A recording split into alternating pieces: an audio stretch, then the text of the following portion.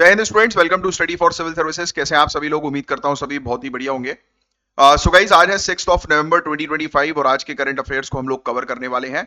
आप में से जो भी स्टूडेंट्स यूपीपीसीएस, यूपीएससी, बीपीएससी या किसी भी स्टेट पीएससी की तैयारी कर रहे हैं तो लेक्चर को एंड तक जरूर देखिएगा, क्योंकि यहाँ पर वो सभी न्यूज हम लोग कवर करते हैं जो आपके एग्जामिनेशन के लिए इंपॉर्टेंट होती हैं।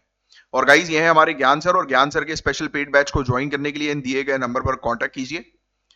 गाइस, ये जो बैचेस हैं ये हैं UPVCS, BPSC, RO, BEO, UKPSC, UP triple SC, even Haryana, Rajasthan, Chhattisgarh के प्रॉपर बैचेस। और ये सिर्फ बैचेस नहीं है, ये आपके सिलेक्शन की तैयारी है। मैं ऐसा क्यों बोल रहा हूं? क्योंकि पहली चीज तो यहाँ पर पूरा मटेरियल आपको मिलेगा, पूरा सिलेबस कवर करवाया जाएगा, लेटेस्ट ट्रेंड को ध्यान में रखते हुए तैयारी करवाई जाती है, प्लस साथ ही साथ आपको एक मेंटर प्रोवाइड किए जाते हैं जो आपको बेसिकली रेगुलर बेसिस पर गाइड करते हैं, प्लस आपके डाउट्स को सॉल्व करते हैं।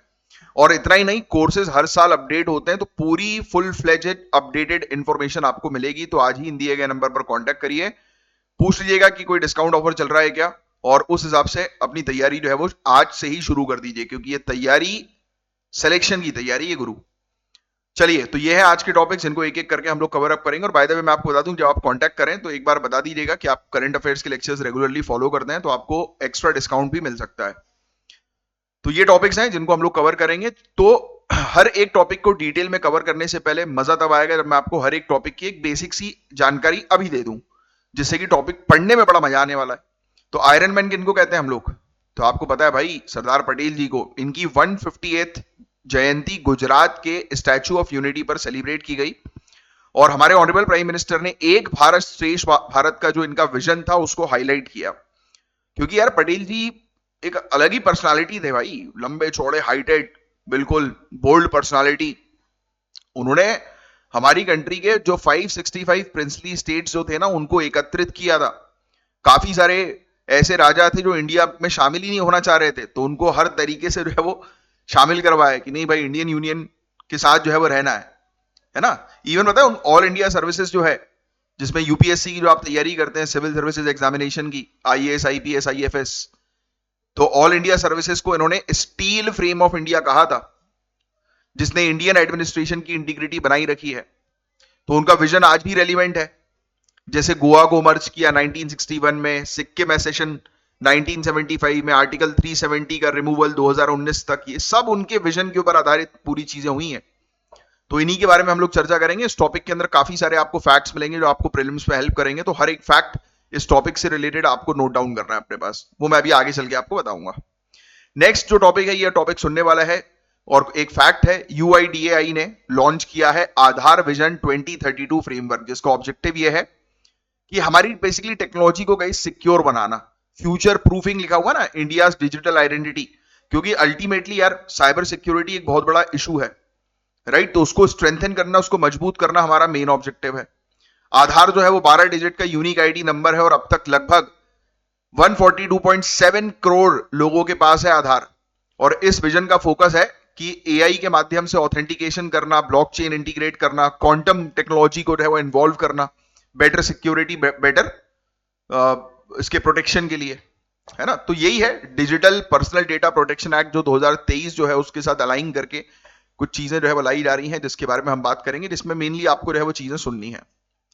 नेक्स्ट जो टॉपिक हम लोग को, छाबर पोर्ट हमारा कहां पर है? कोई मुझे कमेंट बॉक्स में बता सकता है लिखकर? यूएसए ने भी हुआ यह है कि इंडिया को 6 महीने की राहत दी है, ताकि वो ईरान के छाबर पोर्ट पर ऑपरेशंस कंटिन्यू कर सके। अब देखो, ये तो होना ही है, राहत तो सिर्फ एक टर्म है, ऐसी कोई राहत वाहत नहीं है। हमें पता है कि अपने हमारे इंटरेस्ट जो है वो क्या है, हम सॉवरेन तरीके से काम करते हैं, हम किसी और के दबाव के ऊपर काम नहीं करते। वो तो यूनाइटेड स्टेट्स हमारे ऊपर दबाव बना रहा है कि ईरान के साथ हम लोग संबंध अपने खत्म कर लें, है ना। बट हमें पता है भाई कि ईरान के साथ हमें संबंध रखना पड़ेगा, जो कि हमारे लिए स्ट्रेटेजिकली इंपॉर्टेंट है, राइट? तो ये चीज बहुत ज्यादा जो है वो जरूरी है।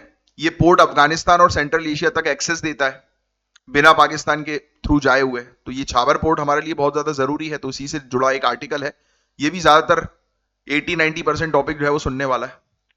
नेक्स्ट टॉपिक के बारे में हम जो है वो चर्चा करें। इंडिया ने जो है वो आईनी एयरबेस से विड्रॉ कर दिया, जो कि तजिकिस्तान में है। कभी कभी क्वेश्चन आ सकता है कि आईनी एयरबेस जो है वो कहां पर है, तो तजिकिस्तान। तो ये एक इंडिया का स्ट्रेटेजिक ओवरसीज बेस था, जहां 2002 से इंडियन एयरफोर्स ऑपरेशनल थी, और 2022 में इंडिया ने विड्रॉल कर लिया जैसे ही तजाकिस्तान ने जो है वो रिफ्यूज किया कि वो इस चीज को रिन्यू नहीं करेगा, और क्योंकि उसके ऊपर रशिया और चाइना का प्रेशर था। तो इसी पर ही एक इंटरनेशनल रिलेशन का एक अच्छा टॉपिक है तजिकिस्तान को जो है वो देखते हुए। तो एक बार जरूर अपने मैप में तजिकिस्तान की लोकेशन जो है वो देख लो कि कहां पर वो लोकेटेड है, अभी के अभी, तुरंत के तुरंत। और मैप का मतलब ये नहीं है कि मोबाइल फोन में मैप ओपन करोगे आप जहां पर पढ़ाई करते हो आपके सामने दीवार पर एक बड़ा सा वर्ल्ड मैप जो है वो होना चाहिए। तो तजिकिस्तान की लोकेशन जो है वो तुरंत जो है वो बताओ मुझे कमेंट बॉक्स पे लिखकर कि इंडिया से जो है वो तजिकिस्तान किस तरफ है, नॉर्थ साइड है, नॉर्थ ईस्ट है, नॉर्थ वेस्ट है, साउथ है, साउथ ईस्ट, साउथ वेस्ट है, वेस्ट है, कहाँ है इंडिया से? कमेंट बॉक्स पे लिखकर बताओ अभी के अभी। फिर जो नेक्स्ट जो हम लोग को टॉपिक देखने को मिल रहा है, तो फरवरी 2026 में विशाखापट्टनम होस्ट करेगा 3 मेजर इवेंट्स, मैरीटाइम इवेंट्स। तो उसी से जुड़ा ये टॉपिक हम लोग को देखने को मिल रहा है, जिसके अंदर एक्सरसाइज मिलन भी शामिल है, इंडियन ओशियन नेवल सिंपोजियम भी शामिल है। तो इसी पर ही हम लोग जो है वो बात करेंगे। ये इंडिया के महासागर विजन का पार्ट है, काफी इंपॉर्टेंट टॉपिक है, अगेन सुनने वाला टॉपिक है, और इसमें भी कुछ फैक्चुअल इंफॉर्मेशन मिलेंगी जो प्रीलिम्स में आपको हेल्प करेंगी। नेक्स्ट और लास्ट टॉपिक जिसको हम लोग कवर करेंगे, इंडिया का मरीन फिशरीज सेंसस 2025-26 के बारे में।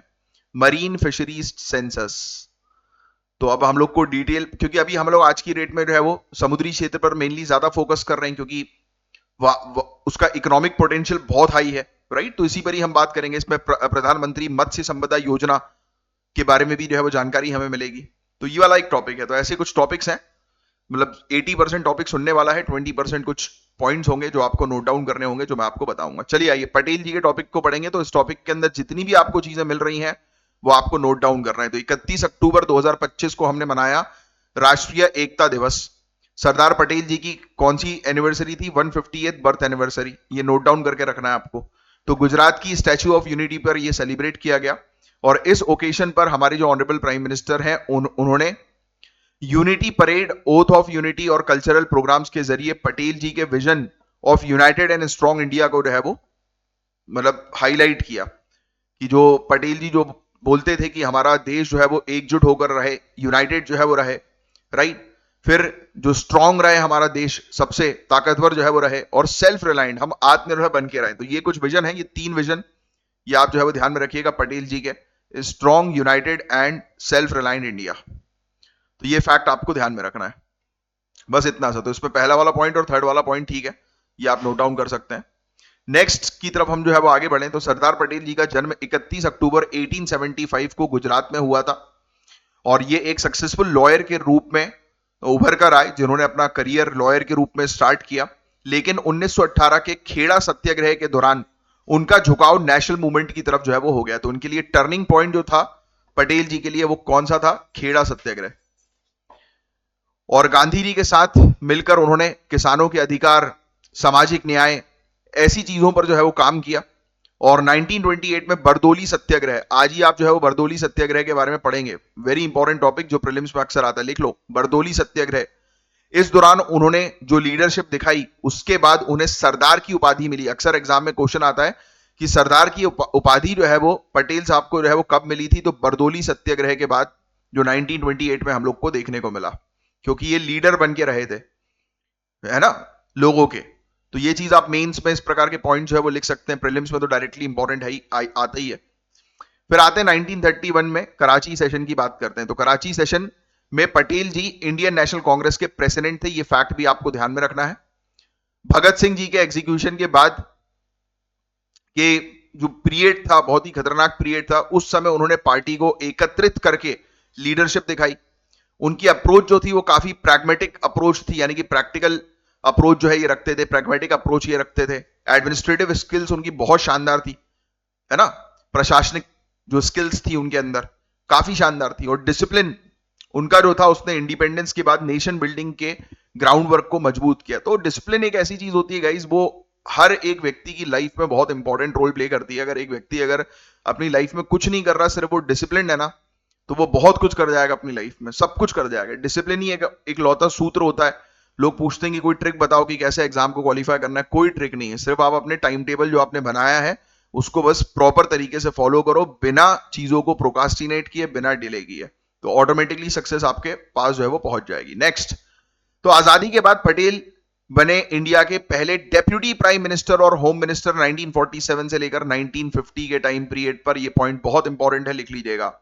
उन्होंने कितनी प्रिंसली स्टेट्स को एकत्रित किया? 565 प्रिंसली स्टेट्स को इंटीग्रेट किया डिप्लोमेसी, फर्मनेस और फोरसाइट के परफेक्ट ब्लेंड के साथ। तो ये सब लिखने की जरूरत नहीं, 565 वाला आंकड़ा बस आपके लिए इंपॉर्टेंट है। ऑपरेशन पोलो बहुत ही ज्यादा इंपॉर्टेंट है 1948 का, इसके जरिए हैदराबाद और इंस्ट्रूमेंट ऑफ एसेशन 1947 के थ्रू जूनागढ़, ये भी बहुत इंपॉर्टेंट है, अक्सर एग्जाम में पूछा जाता है।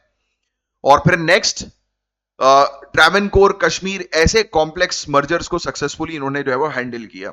यानी कि ये सब जो टेरिटरीज थी, जो टेरिटरीज इंडिया से दूर जा रही थी, तो उनको अपनी तरफ जो है वो खींचा इन सब इनिशिएटिव्स के through. Operation Polo, instrument of accession, ये सब आपको जो है वो थोड़ा सा ध्यान में रखना है, पता होना चाहिए, बड़े इंपॉर्टेंट पॉइंट्स है। उन्होंने ऑल इंडिया सर्विसेज जो है हमारी, उसको स्टील फ्रेम ऑफ इंडिया कहा, ताकि शासन में कंटिन्यूटी और इंटीग्रिटी बनी रहे, कि हमारा जो शासन है, गवर्नेंस जो हम लोग को देखने को मिलता है, उसमें निरंतरता रहे, अखंडता रहे, एकता रहे, यूनिटी रहे, राइट।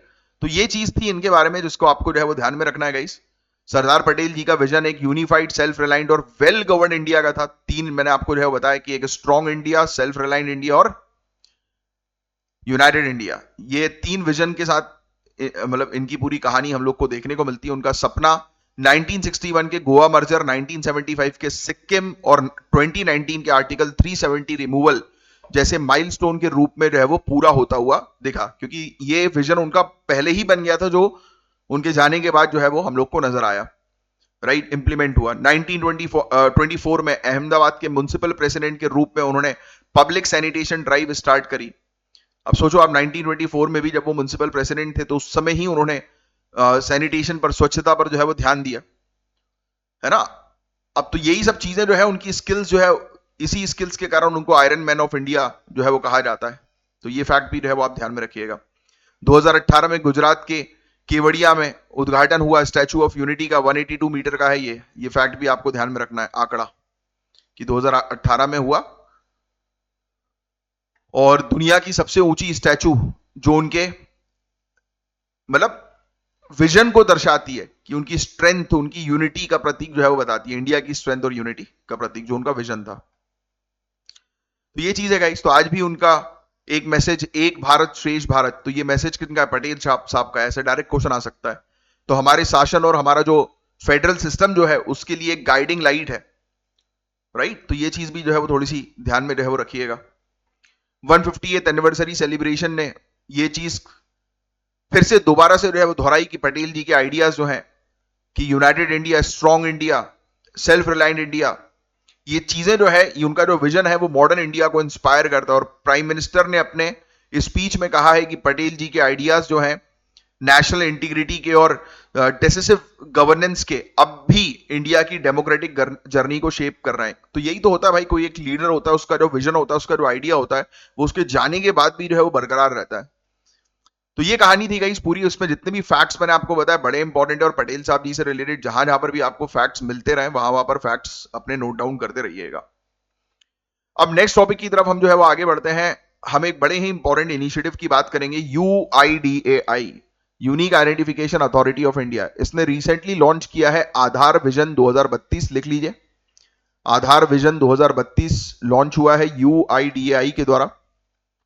इसका मेन ऑब्जेक्टिव यह है कि अगला जो दशक होने वाला है आधार का, आधार के एवोल्यूशन का, क्योंकि आधार में जो चेंजेस हम लोग करेंगे, तो वो क्या चेंजेस करेंगे, तो ये पूरा एक ब्लूप्रिंट बन रहा है, एक फ्रेमवर्क बन रहा है, एक ढांचा तैयार किया जा रहा है कि अगले 10 सालों में आधार पर क्या क्या काम करना है, और इंश्योर किया जाए कि टेक्नोलॉजी को कितनी और बेहतर तरीके से उपयोग करना है। वही सिक्योरिटी वाली कहानियां। और दूसरा इंक्लूसिविटी, की कोई भी इंसान जो है वो छूटे ना, कोई भी इंडियन सिटीजन ना छूटे, सभी को शामिल करो। तो ये step digital personal data protection act 2023 के प्रिंसिपल्स के साथ जो है वो जोड़ा गया है, जिसका फोकस है प्रिवेसी, सिक्योरिटी और consent based governance. Very very important, क्योंकि अल्टीमेटली मेन ऑब्जेक्टिव हम लोग को जो है वो देखने को मिलता है कि डेटा प्रोटेक्शन, प्रिवेसी पे जो है वो ध्यान देना बहुत ज्यादा जरूरी है। आइए आधार के बारे में जानते हैं। तो आधार आपको ऑलरेडी पता है कि 12 डिजिट का एक यूनिक आइडेंटिफिकेशन नंबर है, और अब तक जो है वो कितने लोगों को आधार जो है वो अलॉट हो चुका है, तो 142.7। ये आंकड़ा आपको बिल्कुल याद रहना चाहिए। ये दुनिया का लार्जेस्ट बायोमेट्रिक आइडेंटिटी सिस्टम है, और आप इसका उपयोग करते हैं हम लोग गवर्नमेंट की schemes, banking, mobile connectivity, taxation, compliance, सब चीजों के लिए। रिसेंट टाइम में वोटर लिस्ट वेरिफिकेशन के दौरान आधार की लेजिटिमेसी को टेस्ट किया गया था और ऑनरेबल सुप्रीम कोर्ट ने इंश्योर किया कि आधार एक वैलिड आइडेंटिटी डॉक्यूमेंट बना रहे ताकि एक्सक्लूजन ना हो, ताकि कोई व्यक्ति जो है वो लार्ज स्केल पर जो है वो पीछे ना छूटे। राइट, तो ये चीज भी हम लोग को जो है वो अभी कुछ समय से देखने को मिली है। ठीक है, पर्पस जो है वो क्या है रिव्यू का, क्यों आधार विजन 2032 हम लोग लेकर आए? तो देखो यार, यूआईडीएआई की कॉम्प्रिहेंसिव रिव्यू का मकसद है एक forward looking road map create करना कि आने वाले 10 सालों में हम लोग और कितनी बेहतर तरीके से टेक्नोलॉजी पर काम करें, सिक्योरिटी पर काम करें, जिससे कि कोई भी पीछे ना छूटे। तो जहां आधार के टेक्नोलॉजिकल फाउंडेशन को मजबूत किया जाए और उभरता हुआ डिजिटल इनोवेशन जैसे कि एआई, ब्लॉकचेन, क्वांटम टेक्नोलॉजी, इनको भी हम लोग को जो है वो शामिल करना बहुत ज्यादा जरूरी है। यस, नई नई चीजें। तो ऑब्जेक्टिव यही है कि हम लोग को आधार को जो है वो एक सिक्योर प्लेटफॉर्म जो है वो बनाना है। सबसे मेन ऑब्जेक्टिव तो सिक्योर ही है, इंक्लूसिव तो है ही है ऑलरेडी, क्योंकि सभी लोग को इसमें शामिल करना है और नए नए जो चेंजेस आ रहे हैं डिजिटल टेक्नोलॉजिकल लेवल पर, तो उसको अडॉप्ट करना है। तो ये इस ऑब्जेक्टिव से एक फ्रेमवर्क बना। तो अभी सिंपल शब्दों में मैं आपको समझाऊं तो इन्होंने एक आधार विजन 2032 का एक गाइडलाइन बना दी है कि आने वाले 10 सालों में जो है ये किन किन चीजों पर काम करेंगे आधार के ऊपर। ठीक है, तो आधार को एक people centric digital identity platform के रूप में सस्टेन करना मेन ऑब्जेक्टिव है, क्योंकि एक कोई भी व्यक्ति है तो आजकल उससे आइडेंटिटी के रूप में क्या मांगा जाता है कि आधार कार्ड जो है वो दिखा दो भैया अपना, है कि नहीं? तो एडवांस टेक्नोलॉजीज अडॉप्ट करके सिस्टम को फ्यूचर प्रूफ बनाना जिसमें स्केलेबिलिटी हो, प्रिवेसी पर मेनली सबसे ज्यादा इन लोगों ने जो है ध्यान दिया है। साइबर सिक्योरिटी के जो उभरते हुए खतरे आ रहे हैं तो उनसे बचने के ऊपर इन्होंने मेनली जो है वो ध्यान दिया है। तो मेन ऑब्जेक्टिव तो सिक्योरिटी का है, प्रिवेसी का है। तो इस इनिशिएटिव को लीड कर रहे हैं यूआईडीएआई के चेयरपर्सन और एक हाई लेवल एक्सपर्ट कमेटी में शामिल हैं काफी सारे टेक्नोलॉजिस्ट, एकेडमिशियंस, एडमिनिस्ट्रेटर्स और साइबर सिक्योरिटी के एक्सपर्ट्स जो इंश्योर करेंगे कि आधार का स्ट्रक्चर पूरे दुनिया भर की प्रिवेसी और सिक्योरिटी स्टैंडर्ड्स के साथ शामिल रहे। यानी कि सिर्फ इंडियन स्टैंडर्ड्स को हम लोग जो है वो ध्यान में नहीं रख रहे हैं, ग्लोबल लेवल के स्टैंडर्ड्स पर भी फोकस जो है वो किया जा रहा है, स्पेशली प्रिवेसी के पर्सपेक्टिव से। तो अब इसके फीचर जो है वो क्या है ये सिर्फ सुन लो आप। तो हम लोग इसमें आर्टिफिशियल इंटेलिजेंस का उपयोग जो है वो करेंगे जिससे कि स्मार्टली जो है वो आइडेंटिटी वेरीफाई हो सके, गड़बड़ी डिटेक्ट हो सके, फ्रॉड्स प्रिवेंट हो सके। राइट, नेक्स्ट इस ऑथेंटिकेशन मतलब इससे ऑथेंटिकेशन जो है वो और फास्ट जो है वो हो जाएगी और सही होगी, रिलायबल होगी। इसमें काफी सारे मिलियंस ऑफ यूजर्स को जो है वो फायदा मिलेगा। फिर हम लोग ब्लॉकचेन टेक्नोलॉजी का इसमें इस्तेमाल जो है वो कर रहे हैं। ब्लॉकचेन टेक्नोलॉजी से आधार इकोसिस्टम में ट्रांसपेरेंसी आएगी, ट्रेसेबिलिटी आएगी। राइट, पूरी चीज ट्रांसपेरेंट रहेंगी, टैंपर प्रूफ रहेंगी कि कोई उसके साथ जो है वो किसी प्रकार की छेड़खानी ना कर पाए, है ना। ट्रस्ट जो है वो बिल्डअप रहेगा। राइट, तो ये कहानी है। फिर क्वांटम टेक्नोलॉजी का भी हम लोग उपयोग जो है वो कर रहे हैं। क्वांटम सेफ क्रिप्टोग्राफी अडॉप्ट की जाएगी ताकि उभरती हुई क्वांटम कंप्यूटिंग खतरे से डेटा प्रोटेक्टेड रहे, क्योंकि क्वांटम जो टेक्नोलॉजी है गाइस वो अच्छी तो है ही, स्ट्रांग तो है ही, बट काफी डेंजरस भी है, क्योंकि अगर गलत लोगों के हाथों में चली जाएगी तो हमारी कंट्री का पूरा डेटा जो है वो लीक भी हो सकता है। तो हम लोग फ्यूचर की क्वांटम टेक्नोलॉजी को ध्यान में रखते हुए इसमें क्वांटम सिक्योरिटी को भी जो है वो शामिल कर रहे हैं। तो ये आधार को नेक्स्ट जनरेशन साइबर सिक्योरिटी के स्टैंडर्ड्स के साथ शामिल कर देगा। नेक्स्ट, इसके अंदर multi layered next generation encryption technology होगी जिसको कोई तोड़ ही नहीं सकता है। ऐसी टेक्नोलॉजी, ऐसी इंक्रिप्शन टेक्नोलॉजी, इससे डेटा प्रिवेसी पर मेनली फोकस है। देखो आप हर जगह डेटा प्रिवेसी, ग्लोबल सिक्योरिटी, यही सब चीजें देखोगे, क्योंकि ये बेसिकली डिजाइन ही इसलिए किया गया है। तो हर upgrade DPDP, data digital personal data protection act 2023 जो है इसके प्रिंसिपल को फॉलो करेगा कि जो भी यूजर्स हैं उनके कंसेंट को जो है वो ध्यान में रखा जाए, है ना। कम से कम डेटा जो है वो यूज में लाया जाए, है ना। यूजर जो है वो अपने पर्सनल डेटा के ऊपर अपना कंट्रोल जो है वो रख सकें, तो इस पर जो है वो ध्यान देना जरूरी है। तो कायदे में बताऊं तो ये तो सिर्फ कहने की बातें हैं, मेनली गवर्नमेंट के पास पूरा कंट्रोल जो है वो रहता है, क्योंकि ऑब्वियस ही बात है कि गवर्नमेंट को नेशनल सिक्योरिटी पर फोकस करना है, तो इसलिए पूरा कंट्रोल अपने पास रखती है। यूआईडीआई की टेक आर्किटेक्चर को और अपग्रेड किया गया जिससे कि और ज्यादातर लोग जो छूट गए हैं उन तक रीचेस जो है वो पहुंचे, कोई भी इससे जो है वो ना रहे, है ना, स्किप ना हो कोई भी, सब लोग इसमें शामिल हो सकें। अब एक हाई लेवल एक्सपर्ट कमेटी इस प्रोजेक्ट को जो है वो देख रेख कर रही है। इसके अंदर यूआईडीआई के CEO, deputy director general, AI और साइबर सिक्योरिटी के एक्सपर्ट्स, लीगल एडवाइजर्स, प्रोफेसर्स, अलग अलग नेशनल इंटरनेशनल यूनिवर्सिटीज इंस्टीट्यूशंस के, ये सब लोग इसके अंदर जो है वो शामिल होंगे। तो ये कंबाइंड एक्सपर्टीज जो है वो आधार विजन 2032 डॉक्यूमेंट को जो है वो और स्ट्रेटेजिकली ग्लोबल स्टैंडर्ड्स के साथ जो है वो लिंक करके रखेगी, और वही सिक्योरिटी प्राइवेसी इस पर जो है फोकस किया जाएगा। तो यूआईडीआई गाइस अब अपनी कोर टेक्नोलॉजी आर्किटेक्चर को अपग्रेड कर रही है, यानी कि ये नेक्स्ट लेवल पर जा रही है, जिसमें ये सिक्योरिटी पर सबसे ज्यादा ध्यान देगी, स्केलेबिलिटी पर सबसे ज्यादा ध्यान देगी। ठीक है, तो नया फ्रेमवर्क इंश्योर करेगा कि आधार जो है वो सिर्फ टेक्नोलॉजिकल लीडरशिप मेंटेन नहीं करेगा, बल्कि अपने सिटीजन को सशक्त भी बनाएगा। एआई, ब्लॉकचेन, क्वांटम, इसके इंटीग्रेशन के साथ इंडिया का डिजिटल आइडेंटिटी इकोसिस्टम और बेहतर बनेगा और ट्रांसपेरेंट बनेगा और फ्यूचर रेडी बनेगा। ये मेन ऑब्जेक्टिव हम लोग को देखने को मिल रहा है, और ग्लोबल स्टैंडर्ड्स के साथ इसको लिंक किया गया है ना, जोड़ा गया है। तो ये चीजें हैं। अब नेक्स्ट टॉपिक बड़ा ही ज्यादा इंपॉर्टेंट है और सुनने वाला भी टॉपिक है।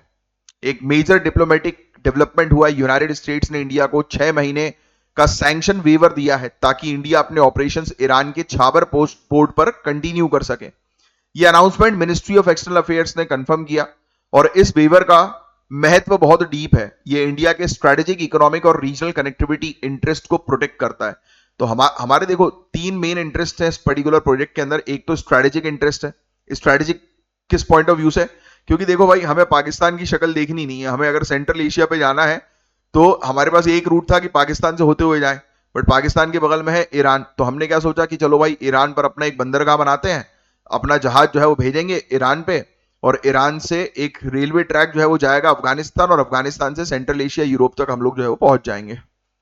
तो बेसिकली पाकिस्तान को हमें बाईपास करना था। तो एक हम लोग को स्ट्रेटेजिक इंटरेस्ट हम लोग को ये देखने को मिला। दूसरा इसी में ही छुपा हुआ है कनेक्टिविटी, क्योंकि हम कनेक्ट कर रहे हैं ना अपने ट्रेड कनेक्टिविटी रहे हो बढ़ा रहे हैं, है ना। और तीसरा इकोनॉमिक पर्सपेक्टिव, ये तो बहुत ही इंपॉर्टेंट है, क्योंकि व्यापार होगा तो आर्थिक स्थिति बेहतर होगी, आर्थिक लाभ मिलेगा। तो ये गेम है। अब इस वेवर का महत्व मैंने आपको बताया कितना डीप है, स्पेशली जब यूनाइटेड स्टेट्स लगातार रशिया से ऑयल इंपोर्ट्स पर प्रेशर बना रहा है। तो एक तरफ हमारे ऊपर पता है 2 प्रेशर क्रिएट किए हुए हैं अभी मेजर यूएसए ने, एक कि ईरान के साथ दोस्ती छोड़ दो और रशिया के साथ दोस्ती छोड़ दो। ये इसकी हरकत ही है यूनाइटेड स्टेट्स की, बट हमें पता है भाई कि हमारे इंटरेस्ट के लिए क्या इंपॉर्टेंट है, उस पर हम लोग जो है वो बस बात करते हैं। तो छाबर पोर्ट गाइस ईरान के साउथ ईस्टर्न प्रोविंस बलूचिस्तान में लोकेटेड हम लोग को देखने को मिलता है। सिस्तान और बलूचिस्तान में लोकेटेड है ये, राइट। ये देखो आप, और ये गल्फ ऑफ ओमान के किनारे है, और पाकिस्तान के ग्वादर पोर्ट से लगभग 170 किलोमीटर वेस्ट में है। तो पाकिस्तान के अंदर एक पोर्ट बनाया है चाइना ने, जिसका नाम है ग्वादर पोर्ट, और उसको भी हम लोग जो है वो स्ट्रेटेजिकली काउंटर कर रहे हैं छाबर पोर्ट बनाकर। अब देखो, इस पोर्ट के जरिए इंडिया को डायरेक्ट एक्सेस मिलता है कि मैंने आपको बता ही दिया कि अब इस पोर्ट के माध्यम से, यानी कि ईरान के अंदर हम लोग एंटर करेंगे, एक रेलवे ट्रैक, रोडवेज ट्रैक जाएगा अफगानिस्तान, फिर अफगानिस्तान से सेंट्रल एशिया, फिर यूरोप। तो ये गेम है हमारा, ये कनेक्टिविटी है। तो कनेक्टिविटी छावर को इंडिया के स्ट्रेटेजिक मैप पर एक इंपॉर्टेंट पिन पॉइंट लोकेशन जो है वो बनाती है, तैयार करती है, बस और कुछ नहीं है इसके अंदर। नेक्स्ट, छाबर पोर्ट का आइडिया गाइस पहली बार 1973 में लाया गया था, पता है आपको। ईरान के शाह ने इसको प्रपोज जो है वो किया था, और 1979 के ईरानियन रेवोल्यूशन और ईरान इराक वॉर के बाद प्रोजेक्ट रुक गया था। तो ये इश्यूज कुछ हुए थे, जिसके कारण से ये प्रोजेक्ट जो था हमारा छावर पोर्ट का, वो बंद हो गया। तो सोचो कितना पुराना प्रोजेक्ट है ये छावर पोर्ट का, 1973। फिर बाद में फिर कहानी आती है 2003 की। ये चाहो तो आप ये टाइमलाइन लिख सकते हो। इंडिया और ईरान ने 2003 में इस पोर्ट के ज्वाइंट डेवलपमेंट एग्रीमेंट पर साइन किया, लेकिन लगातार यूनाइटेड स्टेट्स सैंक्शंस लगा रहा था, इस चक्कर में इंप्लीमेंटेशन नहीं कर पाए। फिर कहानी आती है 2016 की, जब तक हम बहुत बड़े बन चुके हैं। तो जब India, Iran, Afghanistan trilateral transit agreement sign हुआ, जिससे इंडिया को जो है वो एक शाहिद बेहेश्ती टर्मिनल, ये जो आपको जो है वो देखने को मिल रहा है, शहीद बेहेश्ती टर्मिनल, इसके 2 बर्थ्स डेवलप और ऑपरेट करने का अधिकार मिला। तो हम लोग ने एक एग्रीमेंट जो है वो साइन किया, trilateral transit agreement, Iran, Afghanistan और इंडिया ने। तो इस एग्रीमेंट के तहत हम लोग को मौका मिला कि हम लोग जो है वो एक टर्मिनल पर जो है वो अपना काम कर सकते हैं, वहां पर स्थित। तो इससे थोड़े से डेवलपमेंट होना शुरू हुए। फिर होता यह है कि इसी के बाद जस्ट 2 साल के बाद 2018 में इंडिया पोर्ट ग्लोबल लिमिटेड ने यहां पर ऑपरेशंस हैंडल करना शुरू कर दिया और ये इंडिया का पहला डायरेक्ट ऑपरेशन फुटप्रिंट था छाबर के अंदर। और कुल मिलाकर मेन तो यही था गाइस कि इंडिया जो है वो इस क्षेत्र में पावरफुल बना तो उसने इंडिपेंडेंट डिसीजंस लेना शुरू कर दिए। पहले हम लोग थोड़ा सा क्या बहुत ही ज्यादा डिपेंडेंट थे फॉरेन कंट्रीज के ऊपर, स्पेशली यूएसए, तो इसलिए हम लोग उसकी बात जो है वो सुनते थे। बट अब उस पर से डिपेंडेंसी हमारी जो है वो कम हुई है, तो हम लोग इंडिपेंडेंट डिसीजन ले सकते हैं हमारे खुद के लाभ के लिए, बेनिफिट के लिए, है ना। तो यही चीज थी। पहले उसके कर्ज के तले जो है वो दबे हुए थे हम लोग, तो इसलिए उसकी हाँ में हाँ करते थे। बट जैसे ही हम लोग खुद पावर में आए तो हमने खुद ये चीज सोची कि जो चीज हमारे लिए बेहतर होगी, अच्छी होगी, वो चीज हम लोग जो है वो हमारे लिए करेंगे। चलिए, तो स्ट्रेटेजिक गेम जो है वो क्या है? तो सबसे पहला गेम तो है कि छाबर जो है वो प्रोवाइड कराता है इंडिया को alternative root Afghanistan, central Asia और यूरोप पहुंचने के लिए, है ना। और इसमें हम लोग पाकिस्तान के कराची और ग्वादर पोर्ट्स को जो है वो अवॉइड कर देते हैं और डायरेक्टली ईरान के थ्रू जो है वो वहां तक पहुंच सकते हैं। तो कनेक्टिविटी प्रोवाइड कराता है, ऑल्टरनेट ट्रेड रूट प्रोवाइड कराता है। अब ये पोर्ट जो है, ये वाला टॉपिक मैं कई बार आपको बता चुका हूं कि ये बहुत इंपॉर्टेंट टॉपिक है। International north south transport corridor, इसका ये इंपॉर्टेंट लिंक है जो इंडिया को ईरान, रशिया और यूरोप से कनेक्ट करता है। जो मैंने भी आपको बताया ना, डायरेक्टली यूरोप के साथ हम लोग कनेक्ट कर रहे हैं। अब वेवर के बाद इंडिया के लिए पोर्ट टैरिफ्स 50% से रिड्यूस होकर 25% हो गया है। इससे इंडियन एक्सपोर्टर्स को राहत मिली है और ट्रेड कॉम्पिटिटिव बना है।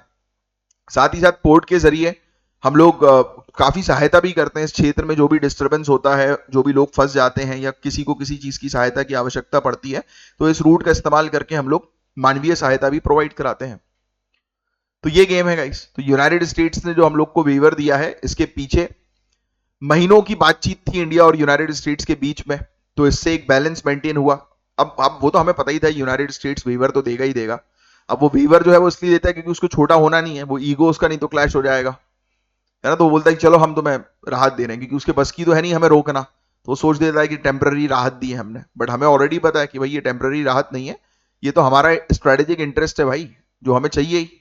तुम राहत दो या ना दो, हम तो करेंगे। जैसे हमने यूनाइटेड स्टेट्स को मना कर दिया था जब रशिया से उसने बोला कि S-400 मत खरीदो, रशिया से दुश्मनी कर लो, दोस्ती मत करो, तो हमने इवन ईरान से अपन ऑयल जो परचेज करते हैं ना गाइस, आपको पता है क्रूड ऑयल ईरान से हमारे पास जो आता है वो रुपीज में आता है। तो ये ऐसी डील है हमारी ईरान के साथ, और यूनाइटेड स्टेट्स नहीं चाहता कि हम ऐसी डील ईरान के साथ जो है वो करें। उसके पीछे हालांकि वो 2015 का ईरान न्यूक्लियर डील का मुद्दा है, वो जब आप पढ़ोगे अच्छे से इंटरनेशनल रिलेशन, तब आपको एक के बाद एक लिंक जो है वो क्लियर होगा। इसलिए हमेशा बोलता हूं कि जनरल स्टडीज पर कमांड अपनी डेवलप करके रखो। तो यही कहानी है कि छाबर के जरिए इंडिया, ईरान, अफगानिस्तान के रिलेशनशिप जो है वो और मजबूत हुए हैं, डीप हुए हैं, राइट। और ये पोर्ट जो है वो लैंडलॉक्ड काबुल के लिए एक सिक्योर ट्रेड रूट ओपन करता है और इंडिया की गुडविल वहां काफी मजबूत हुई है उस क्षेत्र में। हालांकि हमारे रिलेशंस काफी अच्छे हो रहे हैं, और पाकिस्तान अफगानिस्तान के बीच में जो टेंशन चल रही है, तो छाबर जो है वो एक स्टेबल रीजनल ट्रेड ऑल्टरनेटिव जो है वो बन गया है। और इंडिया ने रिसेंटली काबुल में अपना टेक्निकल मिशन को अपग्रेड करके फुल फ्लेज एम्बेसी भी बनाई है। तो ये साइन है कि इंडिया जो है वो लॉन्ग टर्म एंगेजमेंट मेंटेन करना चाहता है, क्योंकि अफगानिस्तान से अभी हम लोग बातचीत जो है वो नहीं कर रहे थे ड्यू टू तालिबान, आपको ऑलरेडी पता ही है। बट अब हम लोग वहां पर एम्बेसी भी अपनी रीस्टार्ट जो है वो कर रहे हैं। ये वाली न्यूज मैंने आपको कुछ मतलब हफ्तों पहले बताई थी, आपको याद हो तो इंडिया अफगानिस्तान के साथ भी, क्योंकि ऑब्वियस बात है कि हमारा इकोनॉमिक इंटरेस्ट, स्ट्रेटेजिक इंटरेस्ट अटका हुआ है। हम चाह रहे थे कि ये तालिबान रिजीम जल्दी खत्म हो, बट अब हो नहीं रही, तो हमने चीजों को एक्सेप्ट किया, बिकॉज हमें अपनी तो पूर्ति तो करनी है ना भाई। हम अपने बेसिकली, ठीक है, प्रिंसिपल्स को ध्यान में रखना जरूरी है, बट अगर लार्जर इंटरेस्ट की जब बात होती है तो आपको प्रिंसिपल को भी थोड़ा सा साइड रख देना पड़ता है, क्योंकि मेन गेम जो है वो लार्जर इंटरेस्ट का है, क्योंकि लार्जर इंटरेस्ट को पूरा करना बहुत जरूरी है ना। जैसे आज के लिए आप, फॉर एग्जाम्पल, आपका कोई बेस्ट फ्रेंड है, आपके घर में किसी की शादी है, अब आपको शादी जो है वो अटेंड करना आपके लिए जरूरी है, बट उसी दौरान आपको अपनी प्रिपरेशन भी करनी है। तो आपका लार्जर इंटरेस्ट तो यूपीएससी आईएएस है या यूपीपीसीएस या जिस भी एग्जाम की आप तैयारी कर रहे हो, तो आपका लार्जर गोल जो है उस पर आप मेनली फोकस करोगे ना। और जो लोग इस अपने लार्जर इंटरेस्ट पर फोकस नहीं करते, वो हमेशा नुकसान में रहते हैं, क्योंकि आज भले आप अपने कजिन की शादी में ना जाए, अपने भाई बहन या जो भी XYZ उनकी शादी को अटेंड नहीं कर पा रहे हैं, है ना। हाँ जाओ, मैं ये नहीं कहता कि अटेंड मत करो, इन्वॉल्वमेंट मत रखो अपना ज्यादा अभी के लिए, जब तक आपका एग्जाम में सिलेक्शन नहीं होता। भले ही ठीक है वो थोड़े बहुत दिनों के लिए मुंह बना लेगा, और पहली बात तो भाई किसी को कोई फर्क नहीं पड़ता आप वहां पर अवेलेबल रहो या ना रहो, ये दुनिया का फैक्ट है। मुंह पे उक्की हुई बातें कुछ और होती हैं कि भाई बिल्कुल जरूरी है तुम्हें तो आना ही है, तुम्हें तो आना ही है, तुम्हारे नहीं आने से कुछ नहीं रुकने वाला, पहली चीज। दूसरी चीज, ठीक है थोड़ा सा बुरा जो है वो मानेंगे, बट जिस दिन आईएएस आईपीएस नाम के आगे लग जाएगा ना, तो कोई किसी बात का बुरा नहीं मानते, बल्कि उल्टा अच्छा ही कहेंगे कि देखो इनकी मेहनत, इतना मेहनत करी इन्होंने कि अपने घर की शादी तक अवॉइड करी है, तो इस प्रकार का परिश्रम चाहिए, तो आप एक एग्जाम्पल बन जाओगे। गेम वही है भाई, पूजा सिर्फ उसी की होती है जो पावरफुल है। तो ये सब फालतू की दुनिया की लचांडों में मत फंसो कि अरे ऐसा हो जाएगा वैसा हो जाएगा, लोग बुरा मान जाएंगे नहीं गया तो। अगर ये सब लचांडों में फंसोगे तो नुकसान में ही रहोगे भैया, पहले बहुत क्लियरली बता दूं मैं, क्योंकि मैं बिल्कुल जो बोलता हूँ स्ट्रेट फॉरवर्ड और प्रैक्टिकल बोलता हूँ। जो इन सब दुनिया की चीजों में लगा रहेगा ना, वो उसका उद्धार कभी नहीं होना। तो इंडिया अभी भी सपोर्ट कर रहा है अफगानिस्तान की सॉवरेनिटी और डेवलपमेंट को, करना शुरू ही कर दिया क्योंकि हमारा लार्जर इंटरेस्ट है भाई।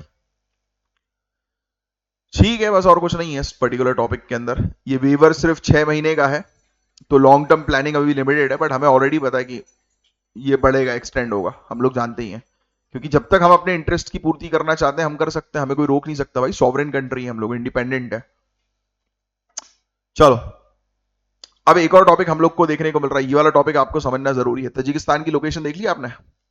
तो इंडिया ने 2022 में तजिकिस्तान के आईनी एयरबेस पे अपने ऑपरेशंस विड्रॉ कर दिए, यानी कि हम वहां पर, तजिकिस्तान की एक एयरबेस है वहां पर हमारी फोर्सेस तैनात थी, अब वो फोर्सेस वापस आ गई हैं। अब ये एयरबेस जो है वो जिसे गिसार मिलिट्री एरोड्रोम भी कहा जाता है, तो ये चीज भी जो है वो आप लिख लीजिएगा, इस एयरबेस का नाम गिसार मिलिट्री एरोड्रोम। ये एक स्ट्रेटेजिक फैसिलिटी थी जिसे इंडिया ने 2002 से डेवलप और ज्वाइंटली मैनेज किया। अब यहां से हट गई है तो रिपोर्ट के मुताबिक रशिया और चाइना के डिप्लोमेटिक प्रेशर से के चलते रशिया और चाइना ने जो है वो इसके ऊपर, तजिकिस्तान के ऊपर प्रेशर बनाया और इंडिया को जो है वो बाहर कर दिया, यानी कि तजिकिस्तान ने हमें मना कर दिया कि आप अपनी फोर्सेस यहां पर मत रखिए, क्योंकि हमारी जो लीज थी उसको रिन्यू करने से इसने मना कर दिया। ठीक है, तो आओ थोड़ा सा मैं आपको चीजें जो है वो समझाता हूं पहले तो आपको और तरीके से जो है वो एक एक करके चीजें जो है वो समझ में आएंगी। सबसे पहले तो आप थोड़ा सा बैकग्राउंड समझो आप। तो आईनी जो है वो ओरिजिनली एक सोवियत एरा एयर स्ट्रिप थी, यानी कि एक पट्टी, हवाई पट्टी थी जो यूएसएसआर जो है वो मैनेज कर रहा था। ठीक है, तो ये मान के चलो तजिकिस्तान में एक हवाई पट्टी जो यूएसएसआर की थी। अब यूएसएसआर जब कोलैप्स हुआ, खत्म हुआ, तो उसके बाद ये हवाई पट्टी इनएक्टिव हो गई। अब सन 2000 के अर्ली फेज की अगर हम लोग जो है वो चर्चा करें, तो सन 2000 का जो अर्ली फेज था वहां पर इंडियन डिफेंस ऑफिशियल्स ने एक, मतलब इसी स्ट्रेटेजिक पोटेंशियल को आइडेंटिफाई किया। हमने देखा कि अरे यार यहाँ पर एक हवाई पट्टी है, तो क्यों ना हम लोग यहाँ पर अपना एक बेस क्रिएट कर लें, ओवरसीज बेस। क्योंकि होता है ना, हर एक कंट्री का एक ओवरसीज बेस होता है। फॉर एग्जाम्पल अगर सेंट्रल एशिया में अगर कोई प्रॉब्लम्स होती हैं, तो हमें इंडिया से जो है वो सेंट्रल एशिया तक जाने की आवश्यकता नहीं पड़ेगी, हमारी एक फोर्स ऑलरेडी वहां पर तैनात है ओवरसीज एरियाज में। यस, तो ये गेम रहता है, हम लोग के अलग अलग लोकेशंस पर हमारी बेस हम लोग तैयार करके रखते हैं, कि जिससे कि जब तक कोई कॉन्फ्लिक्ट एकदम हावी ना पड़े तब तक इनिशियल हमारी फोर्स वहां पर बैलेंस करे और पीछे से हम लोग जो है वो आ जाए जब तक, यानी कि operation from the day one itself शुरू कर दें हम लोग, किसी के लिए रुकने की जरूरत नहीं है। तो अब देखो सन 2000 के अर्ली फेज में, 2000 के अर्ली फेज में इंडियन डिफेंस ऑफिशियल्स ने इसकी पोटेंशियल आइडेंटिफाई करी कि हाँ यार ये बहुत बढ़िया है ये जगह, और मिनिस्ट्री ऑफ एक्सटर्नल अफेयर्स ने इसके रीडेवलपमेंट के लिए फंड सैंक्शन कर दिया। हमने बोला कि यार ये तजिकिस्तान के पास फालतू में हवाई पट्टी पड़ी हुई है एक, तो एक काम करते क्यों ना हम इसको, तजिकिस्तान को बोलते हैं कि इसको हम डेवलप करेंगे और हम यहाँ पर एक सिक्योरिटी बेस क्रिएट करेंगे। तो 2001-2002 के दौरान इंडिया ने रनवे को जो है वो एक्सटेंड करके हमने इसको और बड़ा बनाया, इस रनवे को 3200 मीटर जो है वो बना दिया, ताकि बड़े बड़े एयरक्राफ्ट यहां पर आ सकें। साथ ही हैंगर्स, रीफ्यूलिंग सिस्टम्स और मेंटेनेंस फैसिलिटी भी हमने यहां पर एस्टेब्लिश कर दी, किसी प्रकार की कमी ना हो। इस प्रोजेक्ट में बॉर्डर रोड और ऑर्गेनाइजेशन और इंडियन एयरफोर्स का बड़ा मेजर रोल था, और साइट पर 200 से ज्यादा इंडियन ऑफिसर्स जो है वो स्टेशन थे, यानी कि हमारे 200 ऑफिसर्स वहां पर तैनात थे। इसमें टोटल इन्वेस्टमेंट हमने $100 मिलियन का किया, और उस टाइम इंडिया के सबसे एम्बिशियस ओवरसीज इंफ्रास्ट्रक्चर प्रोजेक्ट में से ये एक था।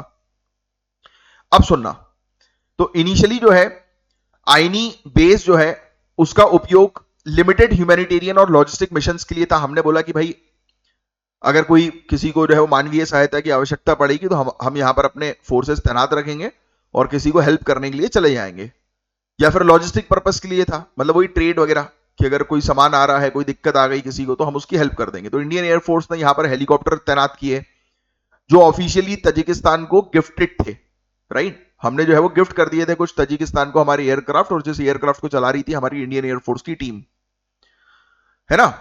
अब देखो कोई भी, जैसे कि अब वो लोग भी चला रहे थे हमारे एयरक्राफ्ट को, बट जब भी जैसे कि फॉर एग्जांपल हमें जरूरत पड़ती थी कि हाँ भाई हमें अपना प्लेन वापस दो, क्योंकि हमें वहां पर मानवीय सहायता के लिए जाना है या किसी काम के लिए जाना है, तो हमें वापस मिल जाते थे कुछ समय के लिए। तो ये सिस्टम था मतलब। तो कुल मिलाकर हमने एक स्ट्रेटेजिक फोर्स अपनी तैयार बैठा के जो है वो रखी हुई थी इस क्षेत्र में कि कल को कुछ होता है तो हमारी फोर्स तो एटलीस्ट वहां पर अवेलेबल रहे। तो ये गेम था बस, और कुछ नहीं। फिर 2021 में क्या होता है, अफगानिस्तान का मुद्दा सामने आता है। तो आईनी बेस ने बहुत इंपॉर्टेंट रोल प्ले किया था। इंडिया के जो नेशनल्स जो थे, यानी कि हमारे इंडियन सिटीजन जो वहां पर फंसे हुए थे अफगानिस्तान वाले क्षेत्र में, तो यहीं से आईनी बेस से ही जो है वो एयरक्राफ्ट जाता है और वहां से उन लोग को लेके आ जाता है ना, राहत प्रोवाइड करी। तो यही काम था मेनली उसका, दिखाने के लिए। फिर एक और कहानी बताता हूं मैं आपको। 2005 के आसपास की बात है, जब बेस पूरी तरह से ऑपरेशनल हुआ था, तो air chief marshal B S. Dhanoa इनको पहला बेस कमांडर अपॉइंट किया गया था, और इसी बेस से Su-30 MKI फाइटर एयरक्राफ्ट का पहला इंटरनेशनल डिप्लॉयमेंट भी हुआ, जिससे इंडिया की स्ट्रेटेजिक एयर रीच को सेंट्रल एशिया तक हमने एक्सटेंड भी किया। यानी कि हर एक कंट्री चाहती है भाई कि उसकी एयर बेसिस जो है वो अलग अलग जगह पर अवेलेबल हो, उसकी फोर्सेस अलग अलग जगह पर तैनात रहे, जो कि एक प्रकार से निगरानी का भी काम कर सके और अपने स्ट्रेटेजिक इंटरेस्ट की पूर्ति भी कर सके, है ना। इसलिए तो एम्बेसीज वगैरह भी बनाई जाती है, यही पर्पस होता है। ठीक है, डिफेंस के पर्सपेक्टिव से रहता है, जिसको ह्यूमैनिटेरियन एड का नाम जो है वो दे दिया जाता है। एनीवेज, अब इसकी स्ट्रेटेजिक इंपॉर्टेंस मैं बताता हूं, यहां पर आपको आएगा मजा। तो इसकी लोकेशन जो हम लोग को देखने को मिलती है, जैसे कि अगर आप जो है वो देखेंगे कि दुशानबे जो है उसके वेस्ट में और वाखान कॉरिडोर के नजदीक, तो ये कॉरिडोर पाकिस्तान ऑक्यूपाइड कश्मीर और चाइना की बॉर्डर्स को टच करता है। तो सोचिए आप ये इसकी कितनी स्ट्रेटेजिक लोकेशन है। आप खुद समझ सकते होंगे कि पाकिस्तान की बॉर्डर और चाइना की बॉर्डर को ये एरिया टच कर रहा है। That means it is very clear कि यहां पर हमारी फोर्सेस का रहना कितना ज्यादा इंपॉर्टेंट है। इसी वजह से आईनी एक वेंटेज पॉइंट प्रोवाइड करता था सर्विलांस के लिए, निगरानी रखने के लिए, डिटरेंस के लिए। कई बार यहां पर हम लोग अपनी फोर्सेस को बोलते थे कि एक काम करो, तुम लोग थोड़ा सा अपने प्लेन से मिसाइल वगैरह की थोड़ी बहुत टेस्टिंग कर लो, बोल करके हम लोग जो है वो टेस्टिंग करें। हालांकि उसके लिए स्पेशल परमिशन चाहिए रहती है। या फिर अपने नए नए एयरक्राफ्ट यहां पर भेज के हम लोग उड़वाते थे कि चलो हम लोग टेस्ट कर रहे हैं कि रनवे पे ही उड़ पाएगा कि नहीं उड़ पाएगा, सिर्फ आसपास की कंट्रीज को दिखाने के लिए कि बेटा यहां तक हमारा एयरक्राफ्ट आ जाएगा अगर हमसे हमें उंगली करी तो गेम यही है। तो इंडिया को पाकिस्तान के वेस्ट फ्रंट इंक्लूडिंग पेशावर जैसे स्ट्रेटेजिक जोन तक ऑपरेशनल रीच मिलती थी इस पर्टिकुलर आईनी एयरबेस से। ये कहानी है। और इस बेस से इंडिया की participation, anti terror coordination, regional stability efforts इससे बड़ी। यानी कि अगर कोई इसी के आसपास कोई टेररिस्ट आउटफिट का मूवमेंट हो रहा है, तो यहीं से हमारी एयरफोर्स जो है वो जाकर उनको काउंटर करने में सक्षम हो सकती थी। बट अभी यहां से विड्रॉ करना हमारे लिए थोड़ा सा वो है। क्यों इन्होंने विड्रॉ किया? तो तजिकिस्तान जब लीज को रिन्यू करने का टाइम आया, तजिकिस्तान ने बोला कि हम रिन्यू नहीं करना चाहते, आप अपनी फोर्सेस वापस ले जाओ। तो अब कुछ कर नहीं सकते ना, वो सॉवरेन कंट्री है, उसके ऊपर दबाव थोड़ा ना क्रिएट कर सकते, क्योंकि ऑलरेडी रशिया चाइना ने उनके ऊपर दबाव जो है वो क्रिएट किया हुआ है। तो 2022 में इंडिया ने चुपचाप जो है वो विड्रॉ जो है वो कर दिया और इक्विपमेंट्स और अपने सोल्जर्स जो है वापस बुलवा लिए। और 2023 तक रिपोर्ट के अकॉर्डिंग रशियन फोर्सेस ने बेस पर अपना कंट्रोल हासिल कर दिया। तो पहले जहां पर इंडिया थी आईनी एयरबेस पर, आज की डेट में वहां पर रशिया के सोल्जर्स तैनात हैं। तो ये गेम है गाइस, ये होता रहता है इंटरनेशनल पॉलिटिक्स में, ऐसा होता रहता है। तो ये इंडिया का एक सिंगल ओवरसीज बेस का एंड माना गया।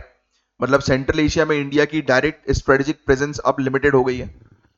और ये रिफ्लेक्ट करता है कि जियोपॉलिटिकल बैलेंस कितना कमजोर है, जहां रशिया और चाइना का हैवी इंफ्लुएंस इंडिया को अपनी स्ट्रेटेजिक स्पेस मेंटेन करने में परेशानी क्रिएट कर रहा है। तो यही कहानी है। तो ये कहानी जो है वो सॉल्व ऐसी होगी कि हम और बेहतर डिफेंस रिलेशंस जो है वो कंट्रीज के साथ जो है वो बिल्डअप करेंगे, तो चीजें ऑटोमेटिकली कुछ समय में सही होंगी। अब ये वाले जो पॉइंट्स हैं, ये पूरे के पूरे पॉइंट्स लिख लो आप, बड़े इंपॉर्टेंट पॉइंट्स हैं तीनों के तीनों। फरवरी 2026 में इंडिया एक हिस्टोरिक मैरीटाइम कन्वर्जेंस होस्ट करेगा। विशाखापट्टनम बनेगा एक ग्लोबल मैरीटाइम हब, जहां 3 मेजर इंटरनेशनल इवेंट्स एक साथ कंडक्ट होंगे। इवेंट्स के नाम लिख लो आप। इंटरनेशनल फ्लीट रिव्यू, एक्सरसाइज मिलन और इंडियन ओशन नेवल सिंपोजियम। ये 3 इवेंट्स एक ही जगह और एक ही समय पर होने वाले हैं। पहली बार इंडिया की मैरीटाइम हिस्ट्री में ऐसा कोऑर्डिनेटेड कन्वर्जेंस हो रहा है विशाखापट्टनम में। तो पहली बार फरवरी 2026 में विशाखापट्टनम एक साथ 3 इवेंट्स होस्ट करने वाला है। तो विशाखापट्टनम ग्लोबल हब बन जाएगा। सभी कंट्रीज की नजर जो है वो मैरीटाइम समुद्री क्षेत्र के पर्सपेक्टिव से विशाखापट्टनम पे आ जाएगी। तो ये फैक्ट डायरेक्टली प्रीलिम्स में जो है वो आपसे पूछे जा सकते हैं। और इसके चलो बैकग्राउंड बताता हूं, फिर आपको ये महासागर विजन भी समझ में आ जाएगा। तो इसका टाइमिंग और डिजाइन जो है गाइस दोनों ही बहुत इंपॉर्टेंट है। बात समझना आप।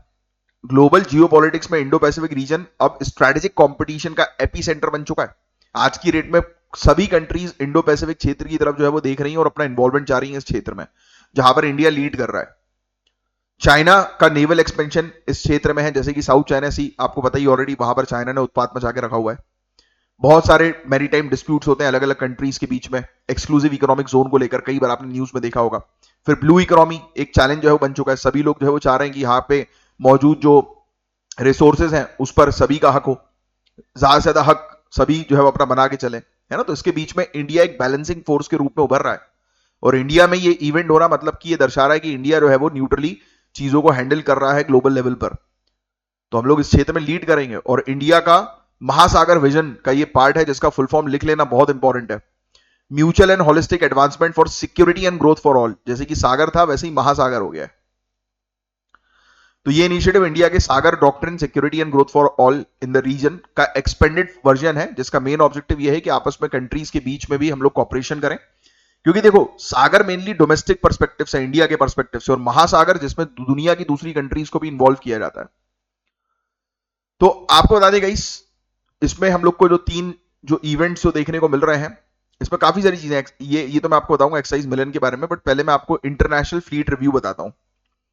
तो ये लिख लो, इंटरनेशनल फ्लीट रिव्यू। ये एक ग्लोबल मैरीटाइम शोकेस होता है, यानी कि समुद्री क्षेत्र का एक बहुत बड़ा शोकेस, यानी कि शो हो रहा है, दिखावा किया जाएगा, जहां दुनिया की नेवीज अपनी शिप्स लेकर आएंगी, सबमरीन्स लेकर आएंगी, दिखाएंगी। इस इवेंट में इंडिया अपना खुद का नेवल कैपेबिलिटी भी दिखाएगा, जैसे कि हम लोग का आईएनएस विक्रांत हम लोग दिखाएंगे, इंडिया का पहला इंडिया में बनाया गया aircraft carrier, Visakhapatnam class destroyers हम लोग दिखाएंगे। एक्सपेक्टेड मतलब ये है पार्टिसिपेशन, ये है कि 40 से ज्यादा नेवीज आएंगी।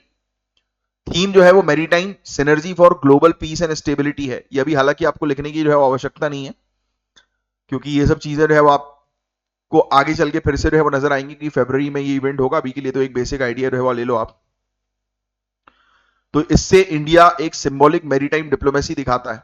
एक तरफ डिफेंस भी दिखाएंगे हम लोग, और दूसरी तरफ ये भी दिखाएंगे कि हम सब कंट्रीज के साथ मिलकर काम करना चाहते हैं।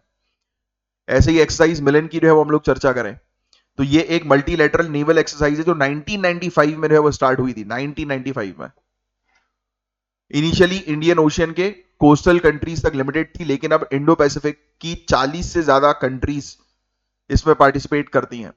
अब ये 2026 का इनका जो है फोकस हम लोग को जो है वो देखने को मिल रहा है कि तो पहली चीज तो समुद्री क्षेत्र में अवेयरनेस क्रिएट करना, एंटी सबमरीन पर फोकस करना, सर्च और रेस्क्यू ऑपरेशंस पर फोकस करना, ह्यूमैनिटेरियन ऑपरेशंस पर फोकस करना, राइट। तो ये सब चीजें इसमें हम लोग को देखने को मिलेगी। तो ये एक्सरसाइज इंडिया के नेटवर्क मैरीटाइम कॉपरेशन को प्रमोट करता है कि किस प्रकार से हम कंट्रीज के साथ मिलकर जो है वो समुद्री क्षेत्र में ऑपरेशंस करते हैं। फिर बड़ा important IONS conclave, Indian ocean naval symposium. तो ये एक रीजनल कंसल्टेटिव फोरम होता है, यानी कि ये हम लोगों ने बेसिकली 2008 में एस्टैब्लिश किया था। ये फैक्ट भी जो है आप ध्यान में रखिएगा कि इस चीज को हमने आईओएनएस को 2008 में जो है वो एस्टैब्लिश किया था, जिसका हमारा मेन ऑब्जेक्टिव ये था कि एक ऐसा प्लेटफॉर्म क्रिएट करें जहां पर सिर्फ बातचीत जो हो वो समुद्री क्षेत्र से रिलेटेड हो, समुद्री सुरक्षा से रिलेटेड हो, है ना। और बताया जा रहा है 2025 से 2027 के लिए इंडिया आईओएनएस चेयरमैनशिप संभालेगा। ये फैक्ट भी बहुत इंपॉर्टेंट है जो आप मेंशन कर लो। और दूसरी बार, सेकेंड टाइम।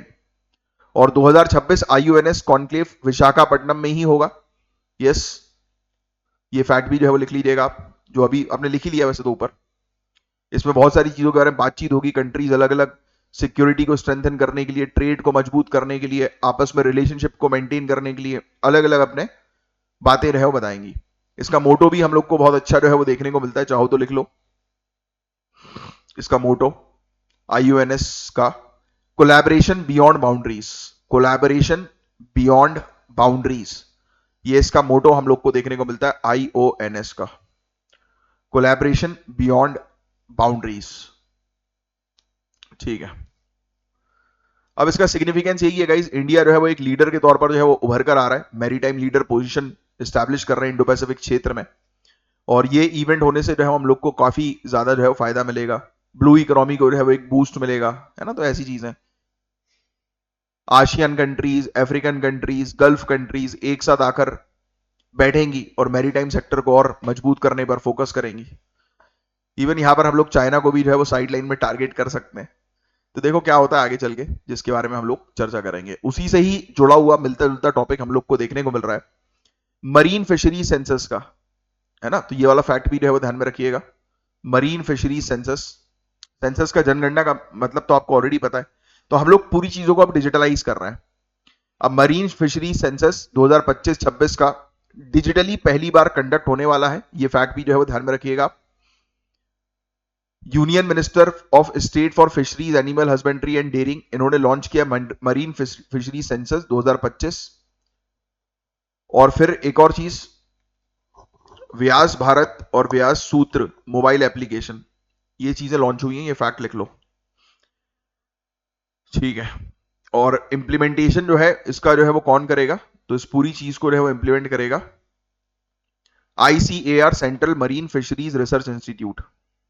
ऑब्जेक्टिव यही है कि रियल टाइम बेसिस पर फिशरीज का डेटा हम लोग कलेक्ट करके बताएं, बस यही है भाई। जनगणना है, इसका मतलब क्या होता है, डेटा बताएगा ये।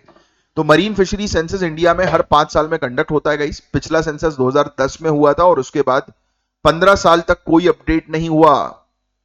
और इंडिया के पास 8,118 किलोमीटर का कोस्टल लाइन है और लगभग 3.5 मिलियन फिशरमैन की फैमिलीज इंडिया के पास है गाइस। तो इतना बड़ा एरिया प्लस इतनी सारी फैमिलीज हमारे पास होना, तो मरीन सेक्टर में कुछ भी चीज होती है तो उन पर डायरेक्ट इंपैक्ट पड़ता है। तो ये जो डेटा जो तैयार होगा बनेगा सेंसस के थ्रू, ये पॉलिसीज बनाने में रहे वो हेल्प करेगा कि बेहतर लाइवलीहुड आजीविका फिशरमैन्स को हम लोग कैसे प्रोवाइड कराएं। बस ये चीज बस ध्यान में रखो आप, इसकी स्टार्टिंग वाली पॉइंट ही बस क्लियर थी। पहली बार डिजिटल सेंसस कंडक्ट होगा, पूरी चीज पर फोकस किया जाएगा, राइट, कॉम्प्रिहेंसिव कवरेज होगा इसका, है ना, हर चीज पर। बस सोशियो इकोनॉमिक डायमेंशन भी देखा जाएगा कि फिशरमैन को और किन चीजों की आवश्यकता है। प्रधानमंत्री मत्स्य संपदा योजना, ऐसे जो प्रोग्राम हम लोग को जो है वो देखने को मिलते हैं, इनिशिएटिव जो हम लोग को देखने को मिलते हैं, तो उसको भी जो है वो शामिल किया गया है इसमें। बेहतर पॉलिसीज के लिए है ये, कि बेहतर पॉलिसीज जो है वो उसमें बनाई जाएगी। अब ये व्यास एप्लीकेशन जो है वो क्या है, इसका फुल फॉर्म चाहो तो लिख सकते हो, vessel and yield assessment system. Mobile application हम लोग को जो है वो देखने को मिल रही है। अब इस मोबाइल एप्लीकेशन के जरिए पूरा मैनेज किया जाएगा ना, कि भाई फिशिंग फैमिलीज कौन सी हैं, फिशिंग विलेजेस कौन से हैं, वहां पर किस प्रकार का इंफ्रास्ट्रक्चर है। तो ये पूरा रिकॉर्ड करने के लिए ये चीज हम लोग को देखने को मिल रही है कि एप्लीकेशन ये लेकर आए। व्यास नव फिशिंग विलेजेस और हार्बर्स को वैलिडेट करने के लिए व्यास भारत के अंदर घरों का डेटा होगा, फिशरमैन्स के इंफ्रास्ट्रक्चर का डेटा होगा, और व्यास सूत्र के अंदर रियल टाइम बेसिस पर चेक करेंगे कि किस प्रकार से सर्वे जो है वो चल रहा है, सेंसस जो है वो चल रहा है। बस तो इस पर टेक्नोलॉजी का उपयोग ये लोग कर रहे हैं, डेटा को मतलब एक प्रकार से अभी डेटा बनाया जा रहा है। आपको इतना डिटेल में जाने की जरूरत नहीं है, पहली चीजें आपके लिए बस इंपॉर्टेंट है ये वाली, कि क्या चीजें लॉन्च हुई हैं। व्यास भारत, व्यास सूत्र और व्यास नाव, है ना, नव नाव। ठीक है, पाकिस्तान अफगानिस्तान के बीच के बॉर्डर डिस्प्यूट से रिलेटेड ये क्वेश्चन है। Durand line guys, Durand line 1893 में सर मॉर्टिमर डुरांड के द्वारा और एमिर अब्दुर रहमान खान के द्वारा जो है वो की गई थी, बनाई गई थी, तैयार जो है वो की गई थी। ये फैक्ट आपको जो है वो पता होना चाहिए। और इसको कोई परमानेंट इंटरनेशनल बाउंड्री जो है वो नहीं रिकॉग्नाइज किया था तो पहला स्टेटमेंट गलत है। डुरांड लाइन जो है वो परमानेंट कोई बाउंड्री जो है वो नहीं वो रिकॉग्नाइज की गई थी, बाद में अफगान गवर्नमेंट ने करी थी बट परमानेंट नहीं की थी इन्होंने। फिर यस ये डिवाइड करता है पश्तून पॉपुलेशन को, और एक तरफ दूसरी पॉपुलेशन है, दूसरी तरफ दूसरी पॉपुलेशन है। पाकिस्तान जो है वो कंस्ट्रक्ट कर रहा है बॉर्डर फेंस डुरांड लाइन के पास 2017 से, ये भी बिल्कुल सही है। तो ये सब बॉर्डर्स वगैरह से रिलेटेड टॉपिक आपको पता होना चाहिए। इंडिया यूएस का मेजर डिफेंस पार्टनरशिप, इससे रिलेटेड तो क्वेश्चन आना ही है। ठीक है, ये फ्रेमवर्क कॉल अभी पढ़ा था ना हमने, कोलालमपुर में बनाया गया था, कल ही पढ़ा था मेरे ख्याल से हमने ये वाला टॉपिक। ठीक है, हाँ 2016 के रिकॉग्नाइजेशन जो है उसको थोड़ा ना वो रिप्लेस जो है वो कर रहा है, ऐसा कुछ नहीं है। फ्रेमवर्क कोई रिप्लेस वगैरह जो है वो नहीं कर रहा है, बल्कि अब 10 साल का ये लोग रोड मैप बना रहे हैं जिससे कि यूएसए और इंडिया के बीच में डिफेंस पार्टनरशिप मजबूत रहे। कल ही पढ़ा था हमने इस टॉपिक को।